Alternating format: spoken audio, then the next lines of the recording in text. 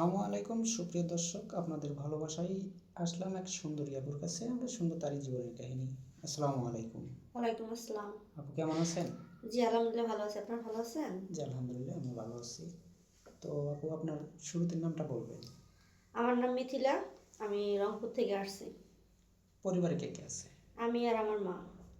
আচ্ছা, তো আপনার বাবা নেই? না, বাবা নেই। বাবা কি মারা গেছে? জি। ও আচ্ছা। তো আপু, আপনার শিক্ষাগত যোগ্যতা কতটুকু? এসএসসি। SSC pass. জি। ও আচ্ছা। আপু, আপনার কি আগে বিয়ে শাদী হয়েছিল? জি। ও আচ্ছা, তো বিয়ে শাদী হয়েছিল কি ডিভোর্স হয়ে গেছে নাকি? না, হাজবেন্ড মারা গেছে রোড অ্যাক্সিডেন্টে। ও আচ্ছা। তো কতদিন সংসার করছিলেন? 1 বছর। কোনো পোলাপান আছে কি? না।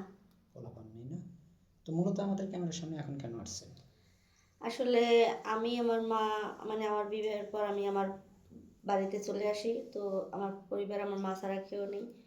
আমি বর্তমানে হাতে কাজ করি, মানে সেলাই মেশিনের দর্জির কাজ। ওটা দিয়ে আমার পরিবার, মানে আমি আমার মা চলি। বাট ইদানিং আমার মা অনেক অসুস্থ হয়ে পড়ে, আমার কষ্টই দিতেছে। আর যেহেতু আমি একজন বিধবা, আমার এলাকায় একটা প্রচলিত কথা আছে, আমি মানে যৌতুক ছাড়া বিয়ে হয় না। আর বিধবা মানুষের তো অবহেলিত, তো বুঝতে পারছেন। তাই আপনাদের কাছে আসছি, এর আগেও আসছিলাম। তো এখন পর্যন্ত আমি আসলে একজন সারা ভালো মানুষের সন্ধান পাইনি। ও আচ্ছা। তো আপু, আপনার বয়সটা কত চলে? 27। 27 বছর। ও আচ্ছা।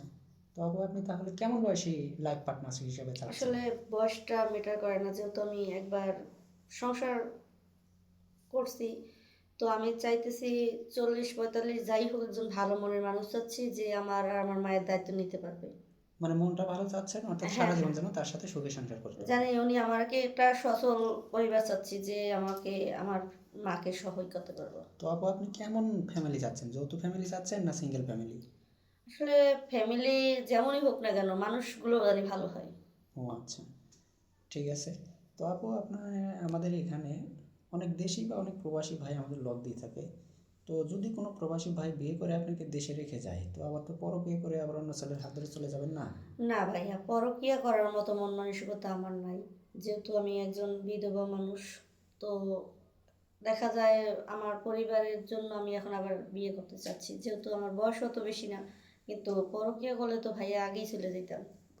ও আচ্ছা, ঠিক আছে। তো তারপরেও তো আপনি অনেক সুন্দর, এই কারণে আর জিজ্ঞাসা করলাম। না, না, তো আপনি কি একটা ছেলের আসক্ত হতে চান না অধিক লাগবে? না, না ভাইয়া, অনেক লাগলে তো আর আপনাদের কাছে আইতাম না ভাই। ও আচ্ছা, অনেক সুন্দর কথা বলছেন। তো আপনার তো কোনো পোলাপান নেই না? না।